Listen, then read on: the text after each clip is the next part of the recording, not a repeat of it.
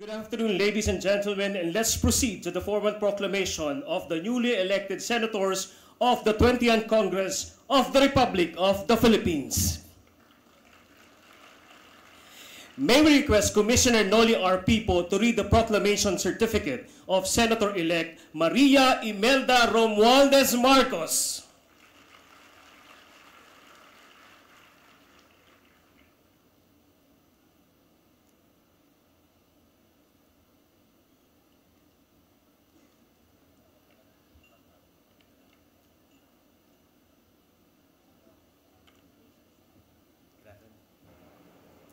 Maganda makita.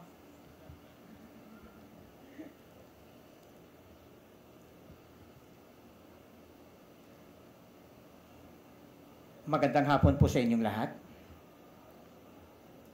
We, the Chairman and Commissioners of the Commission on Elections, sitting and bank as the National Board of Canvassers of the May 12, 2025 national and local elections, do hereby proclaim Maria Imelda Romualdez Marcos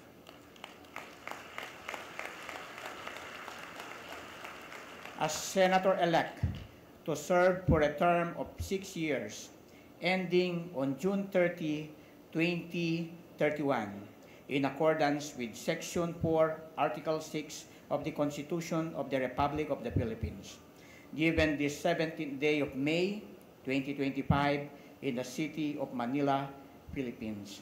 Signed, Chairman George Erwin Garcia, Commissioners Amy Perolino, Ray Bulay, Ernesto Ferdinand Maceda Jr., Nelson Celis, Maria Norina Tangaro Casingal, and Noli R. Pipo, attested by Executive Director Teopisto E. Elnas Jr.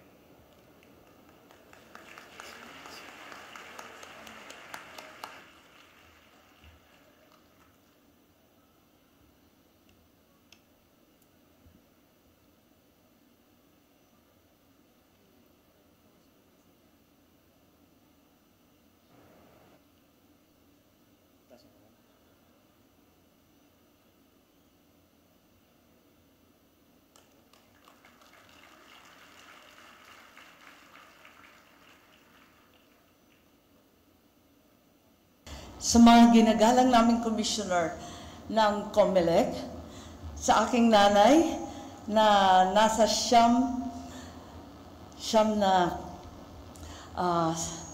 96 years old na, at kasama ng aking mga anak na kailanman hindi nagduda na ako'y mananalo.